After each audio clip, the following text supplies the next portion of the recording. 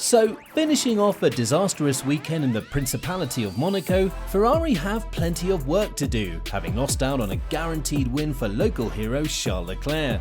The Monegasque driver, who had failed to finish his home race in each and every year, finally managed to do so, albeit without the glory of winning the race or stepping on the podium. Ferrari's mistakes proved too costly as the team gave away what could have been an easy 1-2 finish for their drivers. Leclerc was on top form all weekend, having claimed pole position without any incident this time around and starting right in front in what could have been his maiden Monaco Grand Prix win.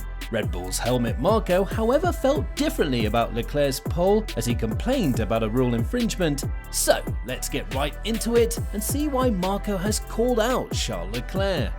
Now, after a span of nearly 6 years, Monaco was set to experience wet weather conditions that would bring in an element of surprise in a race that is usually lackluster in terms of overtakes or any kind of racing action. This is exactly why the best place to start the Monaco Grand Prix is always on pole, since the narrow streets of Monte Carlo provide very few chances to challenge for positions ahead. Leclerc, who's had a string of unfortunate incidents ruin his Monaco Grand Prix from the previous years, was confident of breaking that streak this year as he led the first 2 practice sessions of the weekend. Moving on to qualifying, the Ferrari driver set the fastest lap in Q2 and was called to the FIA weighbridge for a routine inspection. Leclerc, however, failed to see the signal and advanced towards his garage before promptly being informed by his race engineer to stop in his tracks as the team mechanics pushed him backwards onto the weighbridge. According to the FIA's sporting regulations, any driver who fails to stop when asked to do so and then fails to bring the car back to the FIA garage, or if work is carried out on the car before it's returned to the FIA garage, will be referred to the stewards. The regulations also state that, in the event of any breach of these provisions for the weighing of cars, the stewards may drop the driver such number of grid positions as they consider appropriate or disqualify him from the race. While Leclerc had failed to stop as per the stewards' instructions, thanks to the team's quick thinking, no work was carried out on the F175 before it could be inspected, thus avoiding a serious penalty or even disqualification from Sunday's race. Red Bull advisor Dr. Helmut Marko, however, felt differently about the incident by stating, "If you punish this consistently as you do in the junior classes, then there will be a drastic penalty. He drove by, they didn't change the car, but according to the regulations, it should be a penalty. I don't wish it on him because he has so much bad luck in Monte Carlo, but I don't think you can say that pushing back will solve this offence."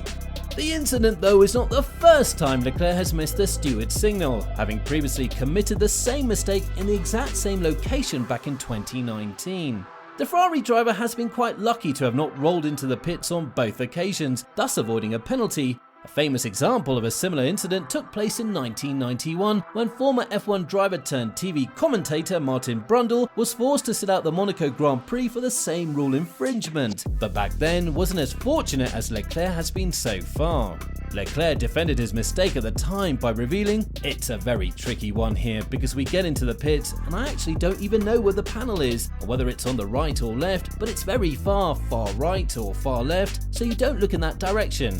Actually, I didn't see it at all that I was called to the weighbridge, but luckily for me, the team saw the alarm and just told me to stop and they pushed me back." Now, despite having gotten away with this mistake penalty-free, Leclerc's weekend didn't turn out as expected, with the rain wreaking havoc over his strategy.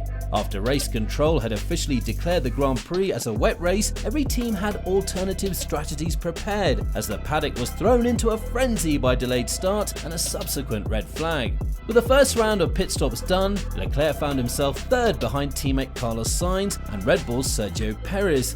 While the pole sitter had switched to intermediates, Sainz stuck to the wet weather tyres, electing to go directly onto the slicks. Ferrari, however, made a critical error in their strategy by calling both Sainz and Leclerc to the pits on lap 21 and later asking Leclerc to stay out after he had already entered the pit lane. This, coupled with backmarkers Latifi and Albon ahead of the 2 drivers, allowed Perez and Max Verstappen to slide into the first and third positions respectively. The 2 Red Bull drivers then sealed the deal, with Perez claiming his 3rd career win, denying Leclerc the thrill of winning his home race. The Monegasque was understandably miffed with his team over the poor judgment calls, which had cost him a sure victory, and shared his frustrations by saying, "It was a freaking disaster today. The win was clearly in our hands. We had the performance, we had everything. I just don't really understand the call that I had, and I need explanations for now. There have been a lot of mistakes, and we can't afford to do that. Red Bull were of course overjoyed with the result, with the team now having won in Monaco for 2 years in a row. Perez, by virtue of his 3 Grand Prix wins, cemented himself as the most successful Mexican in Formula 1, whereas Verstappen, who had a relatively rough weekend, managed to extend his lead over Charles. Red Bull's victory was no mean feat, as both drivers as well as the team strategists made the right moves to bring home the win.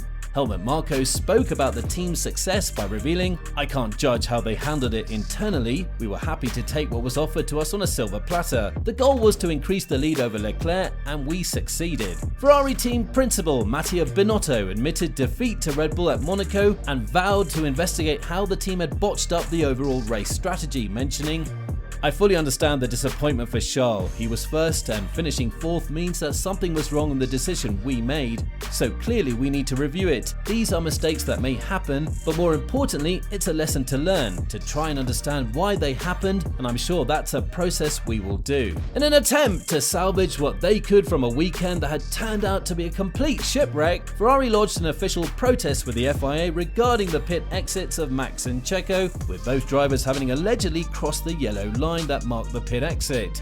Ferrari hoped to see the Red Bull drivers incur a penalty, or at worst be stripped of their podium positions. These protests though were swiftly dismissed by the stewards, as both Red Bull and Ferrari agreed that Perez had not broken any rules, whereas in Verstappen's case, a mix-up of the race director's notes and the FIA International Sporting Code allowed the defending world champion to get away with the incident as per the latest set of regulations. Binotto was not particularly pleased with the stewards' decision and responded by saying, "I would also like to ask the FIA for some clarification. Verstappen crossing the yellow line is quite evident. When this has happened in the past, a 5-second penalty was awarded. We don't understand the passivity shown today. For us, the race is not over." The team at Red Bull were quick to jump to Max's defense, with team boss Christian Horner absolutely certain that Verstappen had not broken any rule and had driven strictly within the bounds as per the updated regulations. Horner believed that Ferrari had no grounds for protest, not only for Checo but for Max as well, who was the focus of the main investigation. "It's disappointing that it's being protested. We believe the International Sporting Code is clear. He didn't go over the line, he was always in contact with the line. If it was any more than even a reprimand, I'd be hugely disappointed in that. I really hope that common sense will prevail."